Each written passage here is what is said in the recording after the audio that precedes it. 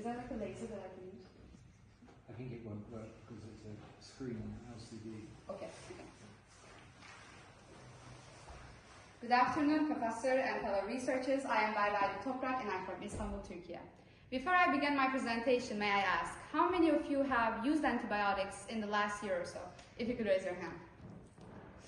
That's quite a number. Now, imagine a world where those antibiotics no longer work. My proposal focuses on one major species at the heart of this antimicrobial resistance crisis, Klebsiella pneumonia. And through my presentation, I will go through my background, limitations, methodology, and more. We are all aware that antimicrobial resistance is one of the biggest medical threats of our time. By 2050, according to World Health Organization, the projected number of AMR-related deaths is projected to rise to 10 million. We are facing a future where simple infections may again become lethal, largely because we lack targeted and rapid diagnostic tools, and instead rely too often on the empirical use of broad-spectrum antibiotics. Among the most common infections affected by resistance are urinary tract infections. Escherichia coli and Klebsiella pneumonia are the two leading pathogens known to cause more than half of AMR-related UTI deaths. But Klebsiella pneumonia is particularly concerning because it's a major hospital-acquired pathogen with multi-drug-resistant and hypervirulent strains. And yet, differentiating a harmless strain from a pathogenic one, especially in a clinical setting, remains extremely difficult. And as is visible, the resistance of Klebsiella pneumonia to fluoroquinolones, antibiotics that are used to treat bacterial infections, is vast and spreading as of 2025. This is where siderophores come in. Siderophores are small, high-affinity iron-chelating molecules that are secondary metabolites that are secreted by bacteria to steal iron from their host or their environment. Since iron is essential for bacterial growth, but tightly bound in human tissues, siderophores are key virulence factors. They essentially allow the bacteria to survive and thrive inside us. But siderophores are not single genes. They are produced by a group of genes that work together in an assembly line to synthesize these complex molecules, biosynthetic gene clusters.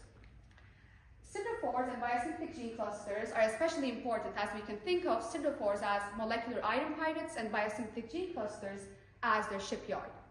Pathogenic Klebsiella pneumonia strains use several of these systems, such as enterobactin, salmonellin, yersinia bactin, and irobactin. Importantly, irobactin is strongly linked to hypervirulence, and as you will see in a minute in my preliminary findings, it was absent in the non-pathogenic strains.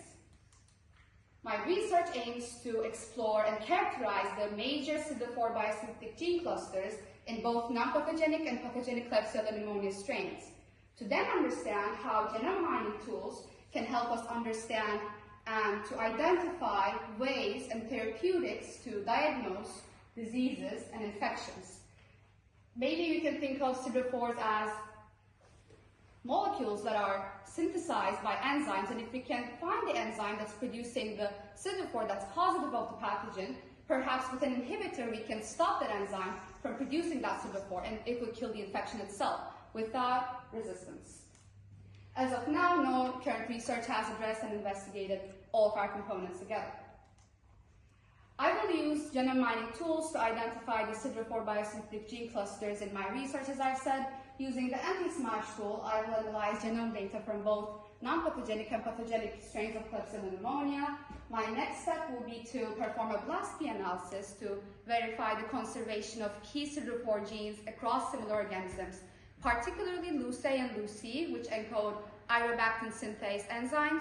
My next step to calculate biochemical properties, to see biochemical properties, will be ProPam. This will give me information about molecular weight and isoelectric point, and then I can decide if the proteins are stable enough, which will allow me to guess if they are potential drug targets.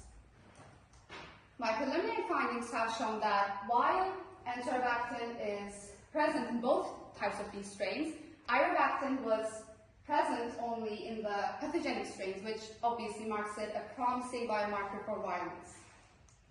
My proposed timeline is one of simplicity. I will start off with my genome dataset collection and anti-SMASH analysis. My next year will start off with a BLAST-P analysis of the key siderophore genes that I have found, and I will complete the first quarter of next year with a comparative synthesis and a finalized research report, all in the span of 5 to 6 months.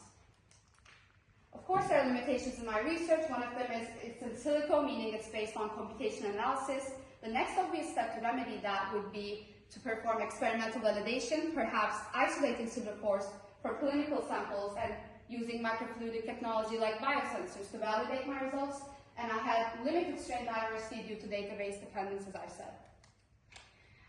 Well, what does all of this mean in a clinical context? Currently, when a patient presents with UTI symptoms, antibiotics are prescribed empirically, without knowing the exact pathogen or its cause. This contributes massively to resistance, as you can guess. But what if, instead of guessing, we could, in minutes, identify the pathogenic Klebsiella pneumoniae strain that's causative of the pathogen and the pseudophores it produces? That would allow clinicians to prescribe the right antibiotic immediately, or even better, prescribe and develop specific pseudophore-targeted personalized medicine. I envision a future where simple infections are not affected by resistance, and instead we can identify pseudophores as biomarkers of pathogenicity from small volumes of bodily fluids like urine samples. That embodies the principle of personalized medicine, treating the patient's infection, not just the infection type. The real impact of this research lies in translation, in translating genomic insight and research into biomedical applications that are feasible and real. Ultimately, my goal is to help build a world where diagnosis guides therapy instantly, and where antibiotics and personalized medicine, like the diagnostic lab-on-a-chip biosensors I've described, are used intelligently, preserving their power for many generations to come. My extended references and figures that will help you understand the topic better are included in my appendix, and thank you. Thank you for a very good, excellent presentation. In principle, the science and technology already exists to be able to diagnose and provide targeted medication. So why isn't it already happening? Could you repeat the part where you said? So the science and medicine in many cases already exists to be able to provide targeted medical treatment. So why is it not being implemented already? Well, especially in the UTI cases, antibiotics are prescribed empirically. They don't know the pathogen right away in a rapid manner when they're faced off with a patient. That's why when they prescribe the wrong antibiotic, the pathogen develops resistance. But if we could, in a rapid manner, like I took a bodily fluid from you and I identified the pseudophores that are causative of the pathogen, if I could identify them in minutes, then I can give you the right medicine, the personalized medicine that would disable any opportunity for resistance to develop, and I could do it in minutes, not in days, that are normally in clinical settings. Because it doesn't involve so many people, you mean, because it can be done in a more or less automated way. Is that what you're saying?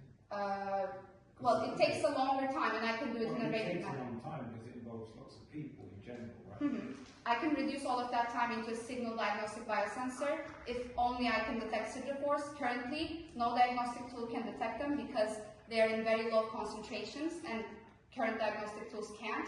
But if I can, with a lab-on-a-chip biosensor, detect the pseudophores that are providing iron to the pathogen, then I can, in minutes, say, this is the right treatment, this is the personalized medicine for you to kill the infection from the root, and you don't need any antibiotics for that. So this technology, to what extent does it exist and has it been developed? Currently, pseudophores are trying to be identified in samples, but one technology is CARSA, I think, but those technologies are not able to detect pseudophores very well and in a rapid manner, as I've said, because they are in very low concentrations and their chemical properties change when they bind to iron. So because of these, they can't be detected right now, and the current ones are, as I've said, antibiotics or perhaps PCRs and like trying to understand the DNA of pseudophores and the pathogen. So it's all about bacterial pathogenicity, and they're trying to understand how the pathogen develops resistance to bacteria. They're not trying to rule out everything and say the pathogen should not be developing resistance in the first place. Very good. Thank you very much. Thank you.